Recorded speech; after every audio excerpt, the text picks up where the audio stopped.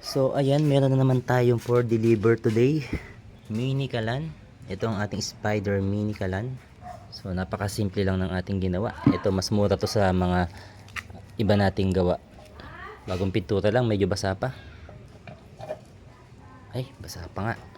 So ayan, ganyan siya. Ganyan lang yan. Tapos ito yung kanyang oil. Lagay ng oil. Siyempre meron din tayong stand. Stand natin ito. So paglalagay natin yan, ganito lang kasimple. Oops. Ganun lang. So pwede ka na magluto. Oh. So ayan, libre lang itong lagayan ng tangke. Pwede rin natin palitan to. Meron tayong available na tubular na type. Ganito. So ganitong tangke ang pwede natin ipalit dito. Yan. So ito ay nagkakahalaga lang ng 250 pesos. Yan. Lalagyan natin ito ng ng gripo. So yan, 1 litro ang kasya dyan.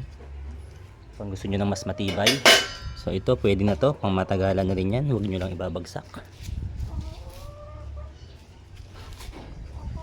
So ayan, diroskas din to, ditanggal. Yan, pwede nyo tong alisin. So ganyan lang siya kasimple, pwede ka na magluto. Mas mura to, ito ay 1,600 na lang. 1,600. Pag inad mo to, 2,200 itong buo na to. Ayos. Yeah! Best Bro use oil kalan. Hey! Oh, oh, oh. Hey, oh, oh. Tipid na matibay pa. Kung hanap mo ay kalan na solid, matibay ang gawa at tunay na sulit. Malakas ang apoy, mabilis magluto. Best Bro kalan ang partner mo. Pwede sa bahay, pwede negosyo. Hindi ka talo sa bawat gamit mo.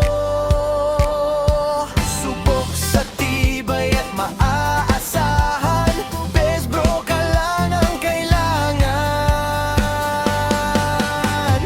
Best Bro use oil kalan.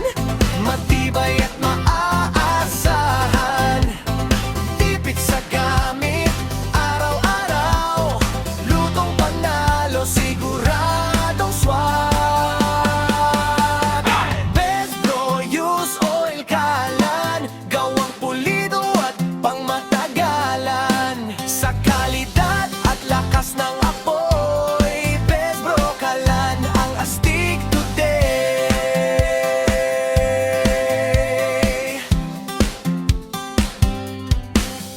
Kahit tube oil ang gamit nito, malinis umapoy at tuloy-tuloy. Customize pa sa gusto mong style. Quality ang gawa, siguradong sulit. Hindi tinipid sa materyales, kaya tibay nito'y tunay na solid. Para sa pamilya at negosyo mo, Best Bro